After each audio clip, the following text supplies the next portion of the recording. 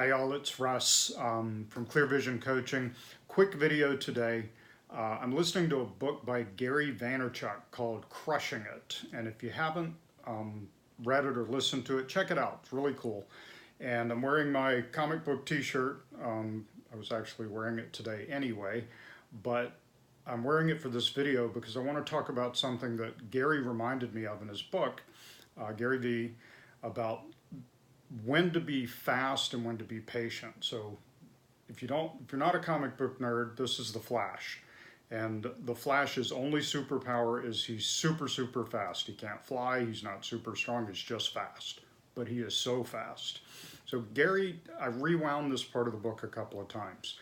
Gary V talks about knowing when to use speed and when to use patience. And so then I'm thinking about in our business as real estate investors, when do we use speed, when do we use patience? Well, patience, when we're doing marketing, especially things like SEO, direct mail, and follow-up routines, require a lot of patience. And sometimes we're spending a lot of money and just kind of biding our time for things to happen. And other times what we need is super speed. And to me, that's lead conversion. When we're talking to sellers, when we have a lead in front of us, a lot of times speed is our best friend. I had coffee with an investor this morning. He's in his first year in the business and he's killing it. He's wholesaling, he's rehabbing, he's wholetailing, he's got rental properties. What he talked to me about today is he's going to scale some of that back and focus on the things that he's best at and to give him the best returns, which is really smart. And he mentioned a struggle with the seller. He's buying in Charleston and in New Orleans. Mentioned a struggle with the seller in Texas. And this wholesaler investor I'm talking about has a full-time job, pretty big time full-time job, and he's doing all this stuff on the side. So here was his struggle. He's speaking with a seller in Texas who has a property in New Orleans, and at the end of the phone conversation says, okay, well, I'll get that contract over to you as soon as I can. Well, as soon as I can turned into the next day. He sends the contract over, and the seller then follows up with the seller, and the seller says, oh, you know what, I sold it to somebody else.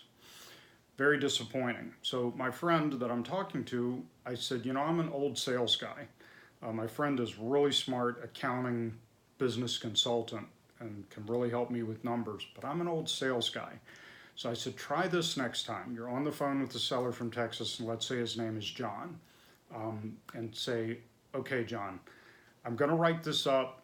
You know, paperwork has to be done, but we've agreed to a price. We've agreed to terms. Let's have a gentleman's agreement. Can we have a gentleman's agreement, handshake over the phone, that this is a done deal? Can we do that, John? And my friend's face changed and he said, that's brilliant, that's perfect. Because I said, you know, an old guy from Texas, I think about my dad, I think about me. You know, if you said, let's have a handshake over the phone, let's have a gentleman's agreement, and I said, you know what, I'll agree to that.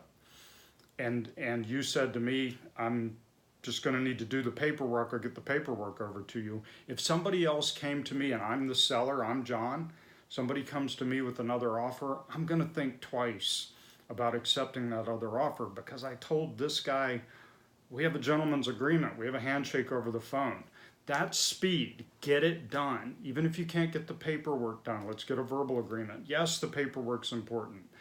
It doesn't mean anything till it's in writing, and more importantly, until somebody has a check in their hand, whether we're buying or selling. Do I have a check in my hand or am I giving you a check? That's when it really means something. But use that technique. Get back to people as quickly as you can. We preach lifestyle. We live a lifestyle. The family and I are going to Costa Rica for a week next, in 3 days. So we definitely live the lifestyle. But when it's time to be fast, let's be fast. And when it's time to be patient, let's be patient. Thank you, Gary V, for the reminder, and I hope this helps.